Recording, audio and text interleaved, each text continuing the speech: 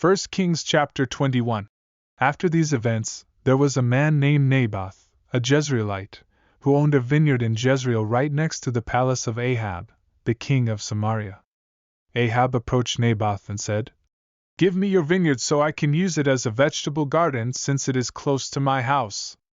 I will give you a better vineyard in exchange, or if you prefer, I will pay you its value in money." Naboth replied to Ahab, "May the Lord forbid me from giving you the inheritance of my fathers." Ahab went back to his house resentful and sullen because of Naboth's response. He lay on his bed, turned away his face, and refused to eat. But Jezebel, his wife, came to him and asked, "Why are you so upset that you are not eating?" He answered her, "I spoke to Naboth the Jezreelite and asked him to sell me his vineyard for money or to exchange it for another vineyard, but he refused." Jezebel said to Ahab, "Are you not the king of Israel? Get up, eat, and cheer up. I will get the vineyard of Naboth the Jezreelite for you." So she wrote letters in Ahab's name, sealed them with his seal, and sent them to the elders and nobles who lived in Naboth's city with him. In the letters she wrote, "Proclaim a fast and seat Naboth at the head of the people. Then seat 2 wicked men opposite him and have them testify against him, saying, 'You have cursed both God and the king.' Then take him out and stone him to death."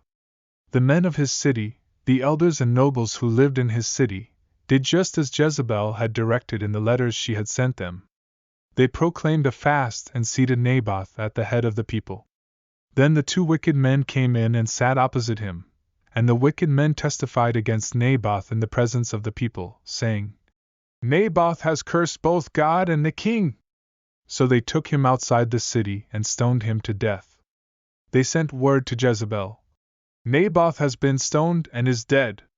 When Jezebel heard that Naboth had been stoned and was dead, she said to Ahab, "Get up and take possession of the vineyard of Naboth the Jezreelite, who refused to sell it to you for money, since Naboth is no longer alive but dead."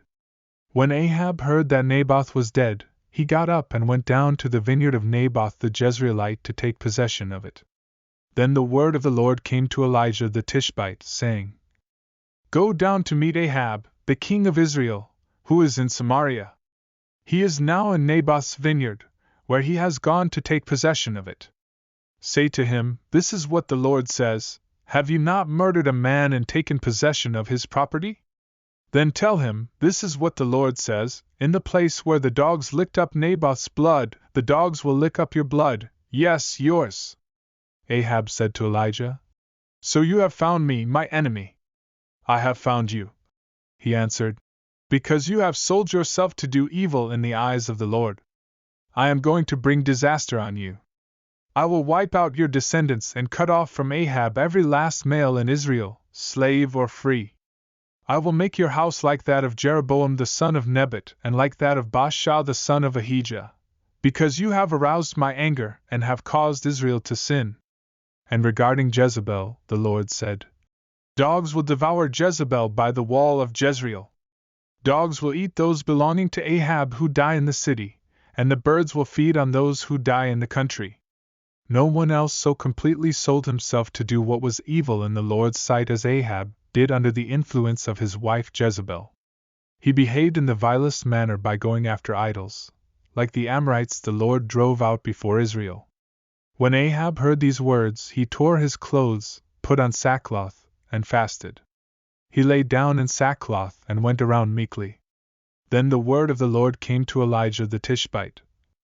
"Have you noticed how Ahab has humbled himself before me? Because he has humbled himself, I will not bring this disaster in his day, but I will bring it on his house in the days of his son,